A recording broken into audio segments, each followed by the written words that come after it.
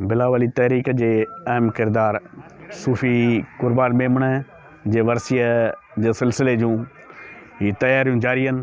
तव्हां ॾिसो पिया ही पिंडाल ही सभु शयूं जेके आहिनि। सुभाणे 11 बजे जेका आहे फिक्स चादर जी रस्म थींदी। उन खां पोइ लतीफ़ सरकार मुर्शिद भेटाई जो राग थींदो। उन खां पोइ मकाला थींदा, तकीड़ूं थींदियूं ऐं शाइर ऐं सुघड़ पंहिंजी शाइरी पेश कंदा। उन खां पोइ असांजा जेके सिंध जा महान सूफ़ी फ़नकार आहिनि उहे तसफ़ जे ज़रिए माण्हुनि जे अंदरि उजारण लाइ फ़क़ीरनि जी ॿोली पेश कंदा।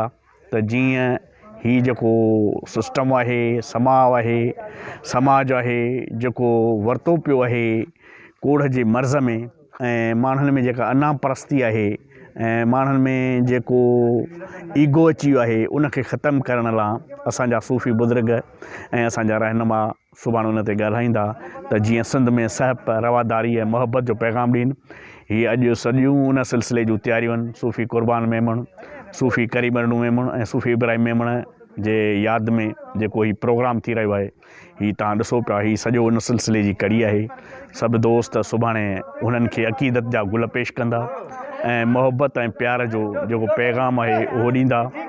त जेके माण्हू पंहिंजी ज़िंदगी अर्पे विया आहिनि हिन धरतीअ सां, हिन वतन सां, हिन क़ौम सां, उन्हनि खे यादि करण लाइ सुभाणे सॼी सिंध जा पांधीअड़ा, सॼी सिंध जा मोहबती माण्हू गॾु थींदा ऐं सूफ़ी कुर्बान मेमण खे सलाम पेश कंदा। त मोहबती मेड़े ॻोठ ॿधिजे हिकिड़ो, तिन जे वेढ़े पाण ईंदो पाथिया।